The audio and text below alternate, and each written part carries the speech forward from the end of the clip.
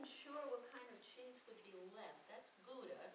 It's Boar's Head Gouda's fresh, and Triscuits, because I have trouble with crackers, so I figured that was safe. You can't go wrong with Triscuits. That's true. So, Sally, what do you and Jim think of our church? Have you started to feel at home yet? Well, this is quite a congregation. We're still meeting people every week, but everyone's been very welcoming. And we're starting to get involved in church activities, too. Pastor Chris invited me to join the choir, and our daughter Sarah started singing with the youth service singing group. And I've noticed your other daughter, Carrie, has been teaching Sunday school. That's great. How about Jim? Has Pastor Chris recruited him for anything yet? Well, not quite. He came down with the kids to help out with teen night, but Pastor Chris also suggested he should join the men's fellowship for his own spiritual growth. Oh, really? Well, tell him not to take it personally. After all, Pastor Chris has a lot of help with the youth group, because there are a bunch of college kids who live nearby, and they really like helping out.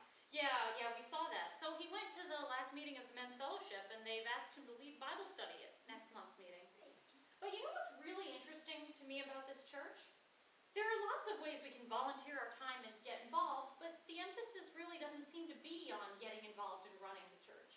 Lots of people who aren't running things still seem to be growing in their faith, and they find it very natural to talk about what God's been doing in their lives and in the world as well. It gives me the impression that what's really important here is whether a person is learning to follow Jesus faithfully in their own life. I agree. And several of the men who ride the train to work every morning have decided to form a small men's group to meet together and to study Scripture and pray to start the day. And Sarah has gotten to know some of the kids in the youth group, and they're going off to a retreat at the church camp where they can share their faith. And she and Carrie are both going on the mission trip this summer to help rebuild people's homes. That's really involved. They are involved girls. They certainly are. Hey guys, how are you? You look like you're engaged in some serious discussion. Is that Gouda? That is good. Those are Triscuits. Can't go wrong with Gouda and Triscuits. Manja. So what we've been doing, Pastor Chris, is just taking the opportunity to get to know a little more about Sally and her family. And it seems to me, I don't know what you think about this, Tom, but listening to her, it seems to me that they are really enjoying belonging to the church and getting a lot out of it. Yeah, and I'm sure they're going to have a lot to give as well in the future, yes. you know. And say, you know, Sally, I don't think you've met my dad. Dad, this is Sally Gage. She and her husband Jim, and their daughters Carrie and Sarah have just become members here.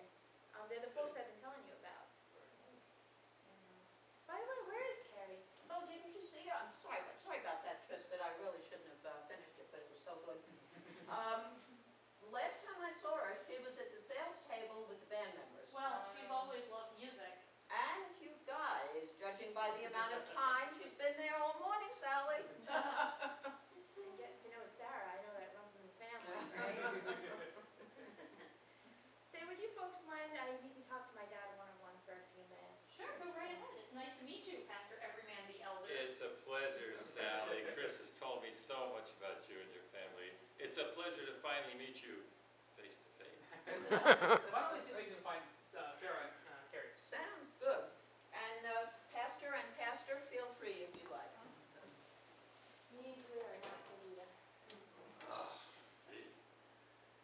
I can see what you mean about the Gage family. They have such energy and enthusiasm.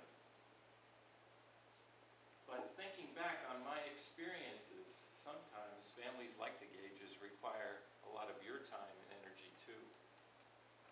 Remember, be thankful for their gifts of energy and enthusiasm, but remember that they also need tender, loving care as well. You know, I've already begun to see that.